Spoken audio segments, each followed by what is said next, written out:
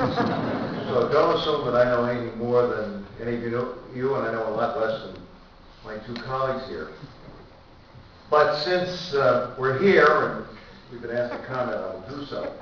I agree with a good deal of what I've heard from both Bob and Bill. Disagree with some of it, and I'll express those agreements and disagreements during these few minutes. First, I don't agree with Bill that the fact that you haven't been an executive necessarily makes you an ineffective chief executive. I mean, if that were the case, then congressional and senatorial veterans really would be qualified to be president of the United States. I mean, Jack Kennedy had never run anything and had been in the Congress for 14 years, and I think most people would say he was a pretty effective executive and has provided effective leadership. And in point of fact, Obama was in elective office for 12 years, 8 in the Illinois legislature, 4 in the Senate, and that's longer service in elective office than any of the recent presidents, with the exception of Kennedy and Johnson. And in fact, substantially more than a number of the presidents we've had. And of course, Bill's a native of Chicago, and he has more expertise in the subjects of the Illinois legislature than I do, but the Illinois legislature is not the minor leagues politically. It's pretty tough politics. And he was a very effective state legislator during those 8 years, did a lot of stuff. So, in an interesting kind of way, he comes to the presidency not only with a fair amount of leadership, and maybe it's because of my experience at the state and local level, but I think there's a lot to be said for experience at the state and local level before you go to Washington. I think you're a better public official if you do that. But my sense is that he has a pretty good instinct for running things, which was reflected in what was a rather good transition. The one decision he made, which I've never understood, was asking the United States Senator from New Hampshire to be Secretary of Commerce. He and I served as governors together, nothing against him, but it just baffled me, though. I couldn't for the life of me understand why Judge Gregg was not a bad guy, not an intelligent guy. Why it made any sense at all to pick Secretary of Commerce. Unfortunately for all of us, it was Gregg, I think, who decided after a couple of weeks it was probably the wrong choice. And frankly, I was kind of disappointed in that job. I think the Secretary of Commerce job is a natural for somebody who's out of the business community. And Obama had hundreds and hundreds of progressive, thoughtful business people, particularly in the context of this healthcare debate, folks, where employers provide a great deal of the money for healthcare, and where I think it would be extremely helpful for the administration to have somebody who comes out of the business community, strongly supports the notion that all Americans should have decent and affordable health care, but can reach out to the business community as a business person and work with that community very effectively. Gary Locke is a good guy. He's a good governor of Washington. He's a graduate of Boston University. We educated him the way we educate most of the country's leadership in this country, here in Massachusetts, but and in New England. But that was the one thing I did. But my sense is that he's a well-organized guy. He's got a feel for how you run things.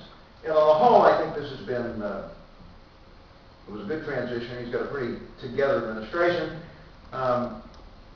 Bob, I may disagree with you a little bit. Maybe it's my bias. I'm a big fan of making your cabinet your key policy-making and executing body, and I'm not a big fan of having a lot of clutter in the executive office. For better or for worse, Obama's created a whole bunch of executive offices. So there's a health policy office in the White House, and he's got a Secretary of Health and Human Services. There's an urban policy office in the White House, and he's got a very capable Secretary of Housing and Urban Development.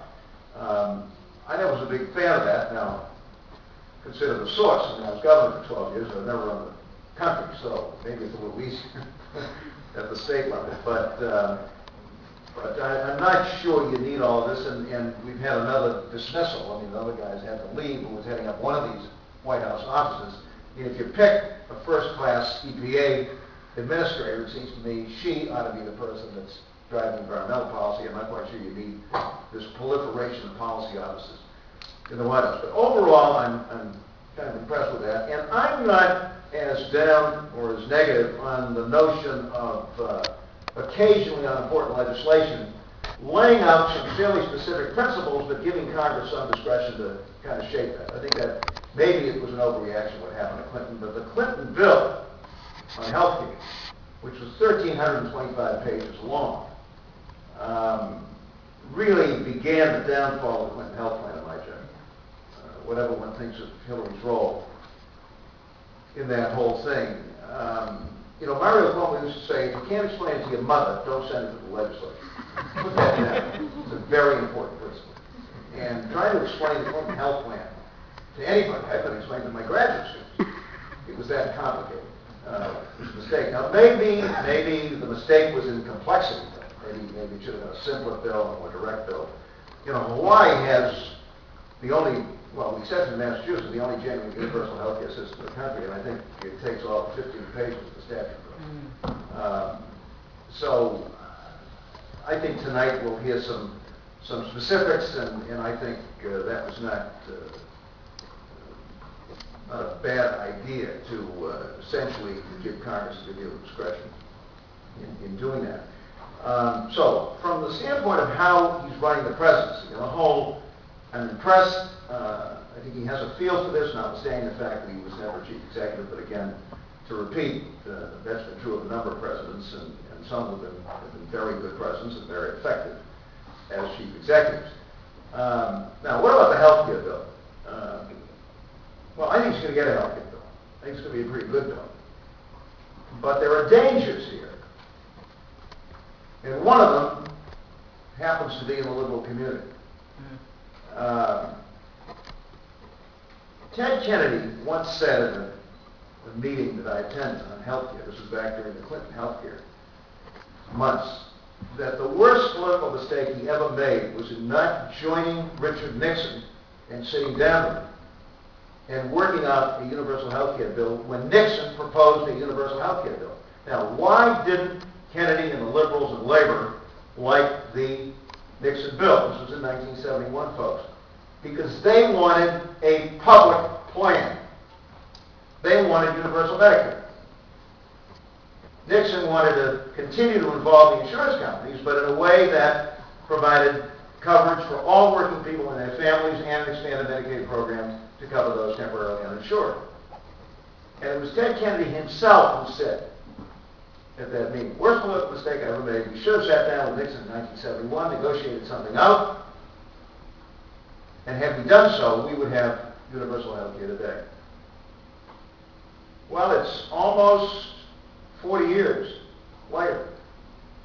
And once again, the liberal community is saying, no public option, no plan.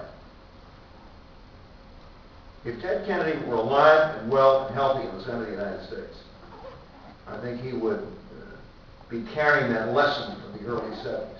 The goal here, folks, at least as I understand it, is to provide decent and affordable health coverage for all Americans. And you can do that in a variety of ways. This state, to its credit, now has 98% of its population insured. Do we have a public option? Well, we have an expanded Medicaid program called Mass Health, which now insures, Elmer, how many? 1,300,000 people in the state? Well over 1 million people. 1 in 6, more than 1, better than 1 in 6 Massachusetts residents has this public plan. But it's not the kind of public option that a lot of the liberal community is talking about. And I think it's a serious mistake for the liberal community to make this the touchstone of whether or not it's an acceptable health plan. Again, the goal is decent, affordable health care for all Americans, and that means a plan which uses the private insurance mechanism but regulates the hell out of the insurers, which will be essential if you're going to have a universal plan. So be it. If it means a public option that's triggered if in 5 years costs do not come down. Even Ben Nelson of Nebraska said he will support that.